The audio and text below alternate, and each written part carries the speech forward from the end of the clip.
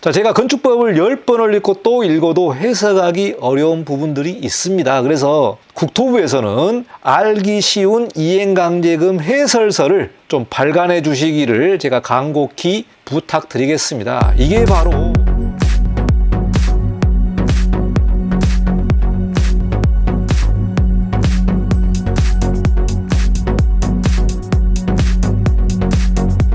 네, 안녕하십니까. 이건영 건축사입니다. 이번 시간은 입법예고 소식을 여러분에게 전달하도록 하겠습니다. 자, 이미 입법예고가 시작됐는데요. 5월 2일부터 5월 30일까지 입법예고가 마감되는 내용이 되겠습니다. 자, 그래서 이 법은 2024년 6월 27일부터 본격적으로 시행 예정에 있는 그 내용이 되겠는데, 주 내용은 뭐냐면은 이행강제금에 관련된 내용이 되겠습니다. 자, 그래서 전 주인이 위법한 경우에 새 주인이 모든 책임을 다 지게 되는데, 그러한 경우라든가 임차인이 불법으로 한 경우라든가 이런 경우에는 시정이 불가한 경우에 이행강제금 비율을 조금 더 낮게 해주겠다, 이 내용이 되겠습니다. 자, 그래서 불법 건축물에 이행강제금을 더 적게 내는 그 내용으로 입법예고가 됐는데요. 그 내용을 하나하나씩 좀 살펴보도록 하겠습니다. 자, 이행강제금 내용이 좀 복잡합니다. 제가 건축법을 계속 읽고 해석해도 상당히 어려운 부분이 바로 이행강제금 부분이 되겠는데요. 제가 건축법 해설을 쭉 해설을 하고 있습니다만은 이행강제금이 건축법의 제일 마지막 부분에 나옵니다. 그래서 먼저 예습하는 차원으로 여러분이 공부하셔도 되고, 이행강제금 부분이 좀 어려운 부분이 있다면은 그냥 건너뛰고 주 핵심만 살펴보시면 될 것 같습니다. 자, 그러면은 입법예고 그 소식을 좀 전하도록 하겠습니다. 자, 입법예고의 주 내용은 위반 행위 이후에 소유권이 변경된 경우, 즉 기존 건물주가 위반 행위를 했는데 새롭게 건물을 매입할 때 소유권이 변경된 경우가 되겠습니다.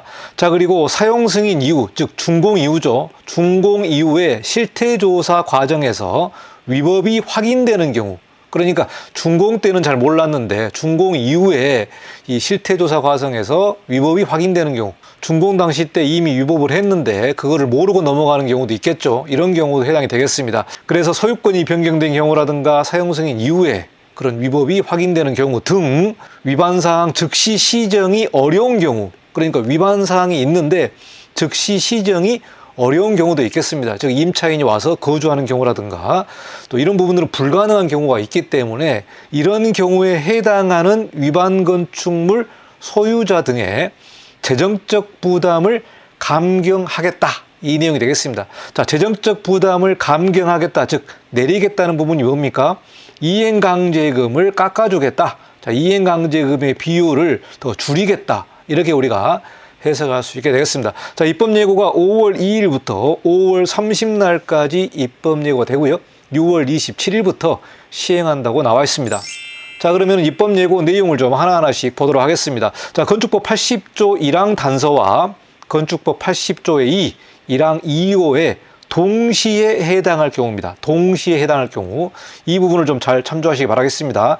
자, 80조 1항 단서 그리고 80조의 2, 1항 2호에 각각 해당되는 게 아니라 동시에 해당되기 때문에 이 두 법을 동시에 만족을 해야 되는 경우에만 그 감경률이 적용될 수 있도록 근거를 마련했다, 이렇게 나와 있습니다. 그러니까 우리가 법을 다 봐야 되겠죠. 80조 1항도 봐야 되고 80조의 2, 1항 2호도 봐야 되겠습니다. 그래서 이 부분을 이제 해석하기가 좀 어려운 부분인데 제가 영상 후반부에 하나하나씩 살펴보도록 하겠습니다. 자, 그리고 위반 건축물에 대한 이행강제금 최대 감경 비율을 현행 100분의 50에서 100분의 75로 상향을 하겠다, 이렇게 나와 있죠. 그러니까 감경 비율을 50%에서 75%로 더 깎아주겠다, 이런 내용이 되기 때문에 시행령 115조의 4 제2항을 개정하겠다, 이 내용이 주 골자로 나와 있습니다.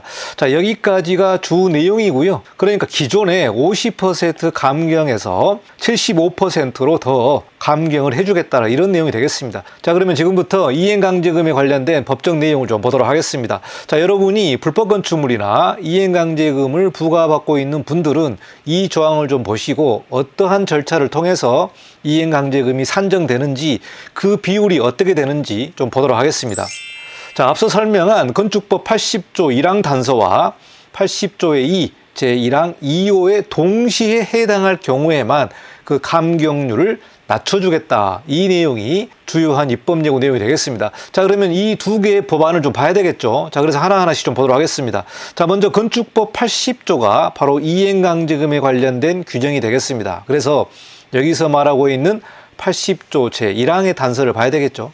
자, 여기서 보시면은요, 위반 건축물에 걸리게 될 경우에 시정명령을 받은 후 시정기간 내에 시정명령을 이행하지 아니한 건축주 등에 대해서는 시정명령의 이행에 필요한 상당한 이행기간을 정해서 그 기간까지 시정명령을 이행하지 아니하면, 그러니까 시정명령을 내렸는데 특정 기간 안에 시정을 다 끝내라 이렇게 명령을 내렸는데 그 시정명령을 이행하지 않는 이런 경우에 다음 각호에 이행강제금을 부과한다 이렇게 나와 있죠.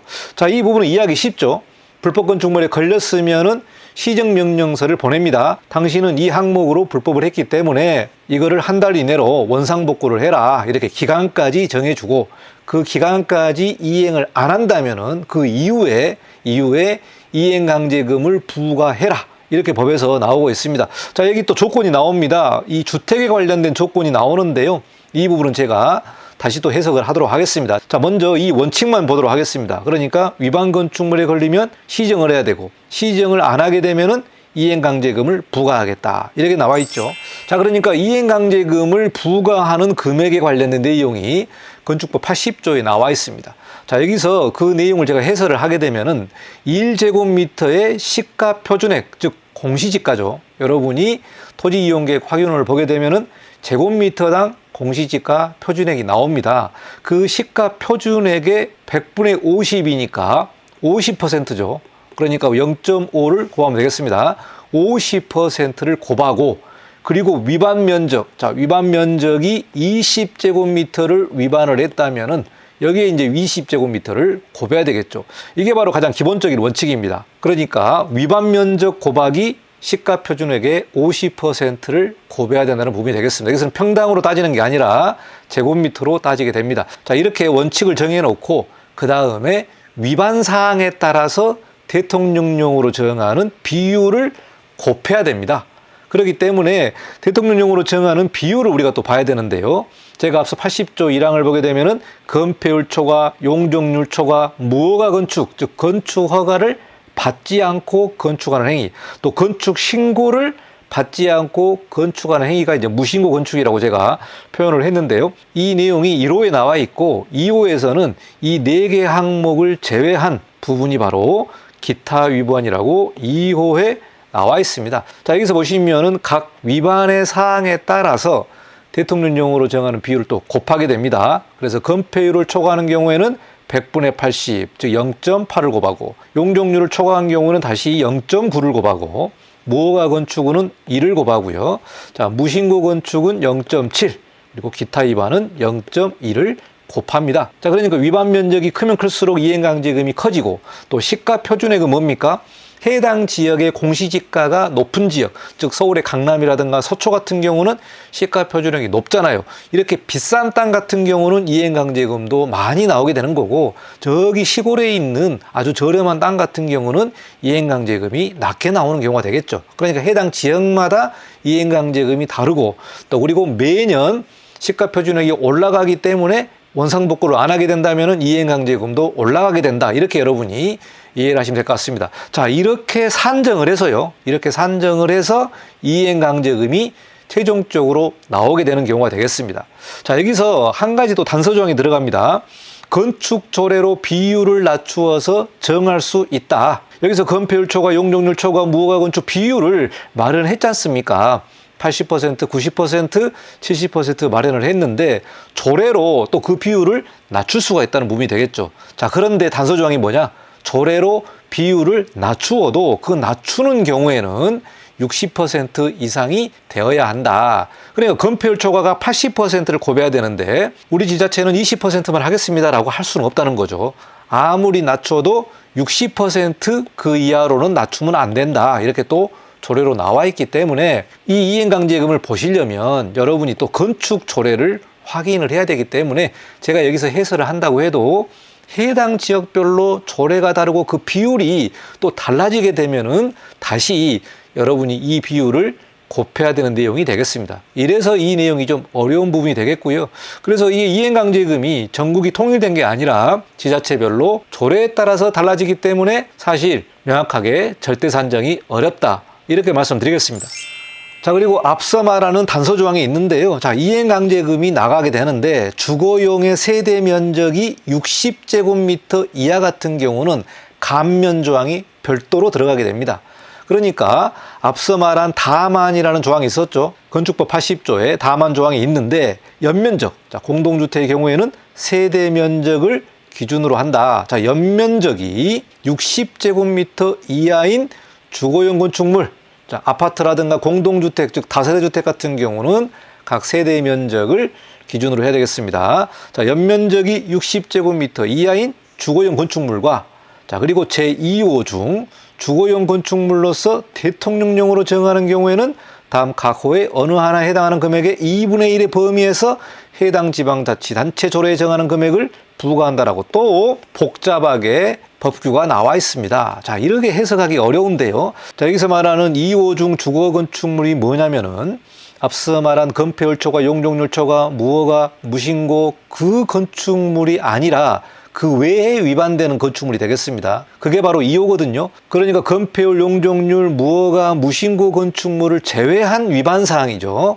위반사항에서 대통령령으로 정하는 게 뭐냐면은 사용승인을 받지 아니하고 건축물을 사용한 경우, 즉 그러니까 준공이 안 난 건축물에서 건물을 사용하는 경우라든가 조경이 위반했다든가 높이를 위반했다든가 윌조를 위반했다든가 또 그리고 그 밖에 다른 법령이나 처분을 위반한 경우 같은 경우에는 2분의 1 범위에서 다시 금액을 부과해 주겠다. 이 내용이 되겠습니다. 자, 이렇게 주요한 내용은 10%의 비율을 곱하는 거고요.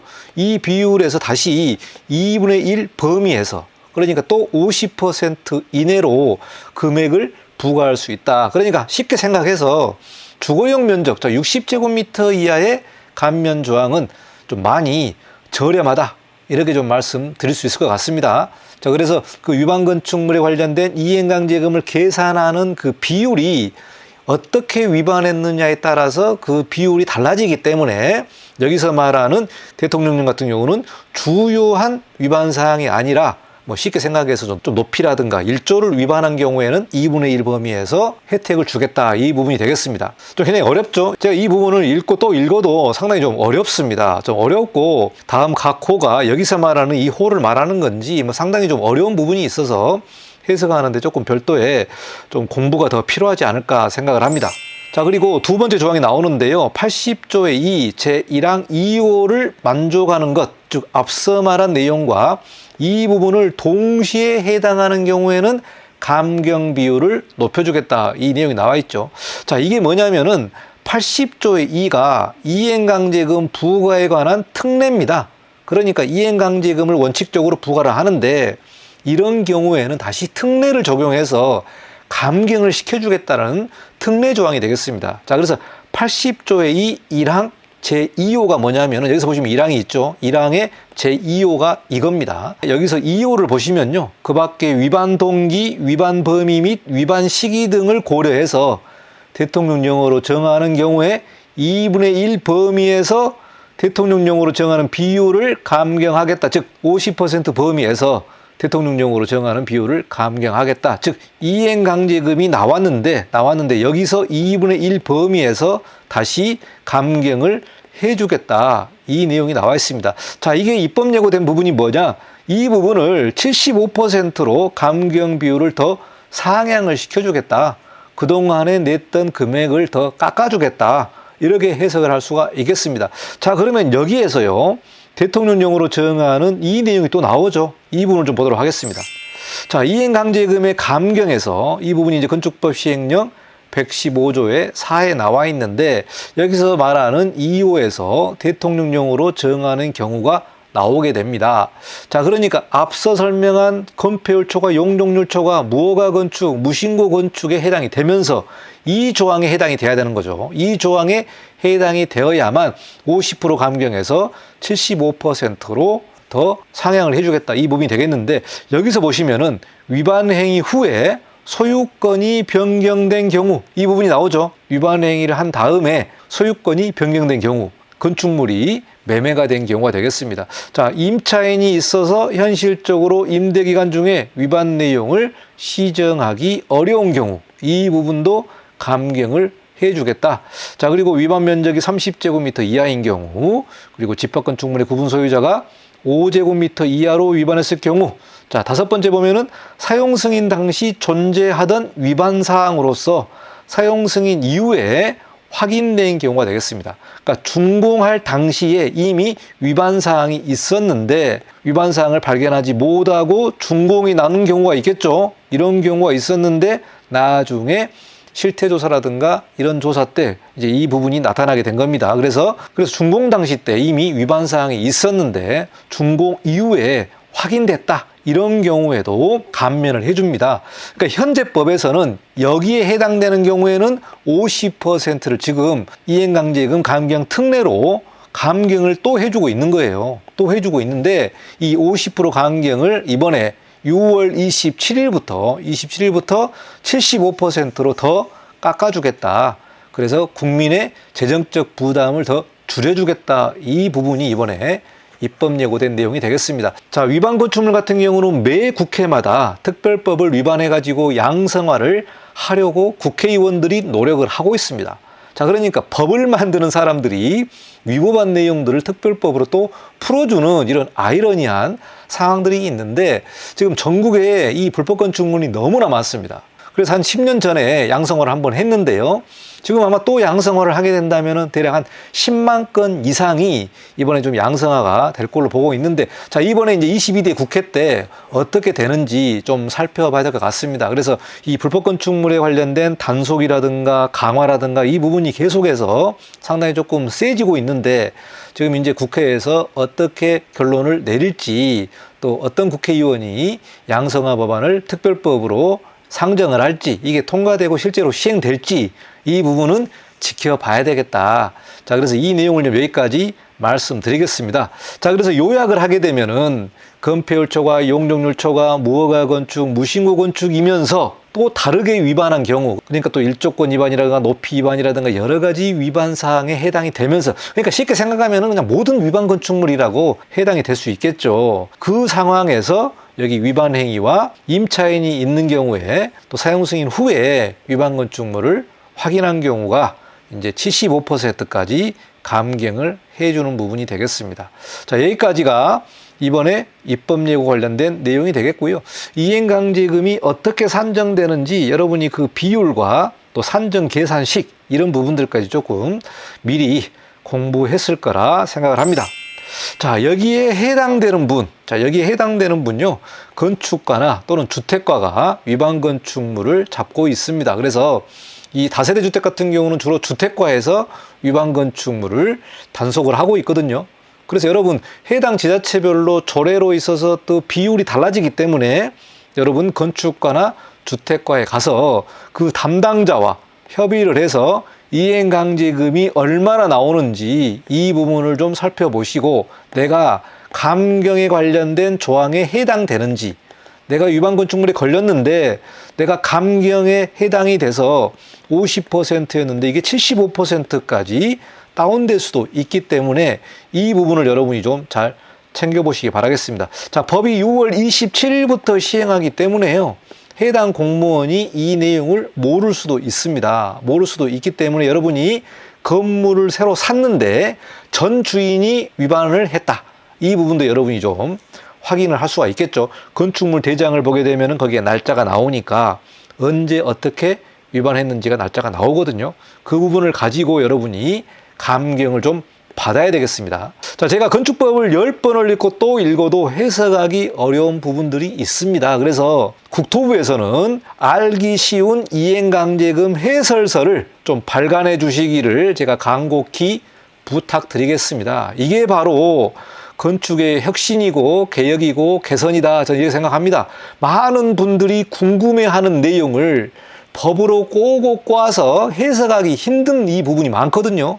그렇기 때문에 국토부에서는 정말 대국민 홍보 자료로 알기 쉬운 이행강제금 해설서를 조금 발간해 주시면 좋을 것 같습니다. 얼마나 많은 사람들이 이 이행강제금 가지고 머리가 아프거든요. 자, 첫 번째는 불법을 한 건물주가 문제가 있겠습니다만은 이행강제금이 얼마나 많이 나온다는 것을 좀 알아야만 불법 행위를 하지 않겠죠.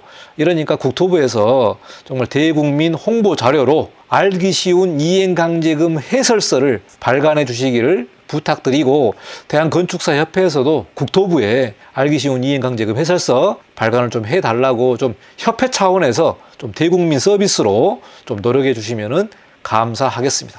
자, 여기까지 입법예고 소식을 좀 마치고 다음에도 다른 내용을 가지고 여러분과 같이 공부를 좀 해보도록 하겠습니다. 제가 건축법 해설을 쭉 하고 있는데요. 자, 위반 건축물 내용이 제일 마지막에 나오는데 제가 한 번 더 공부하고 공부해서 제가 좀 어려웠던 부분을 다시 한번 건축법 해설에서 해설을 하도록 하겠습니다. 자, 여기까지 입법예고 소식을 마치고 다음에 또 뵙도록 하겠습니다. 감사합니다. 이관용 건축사였습니다.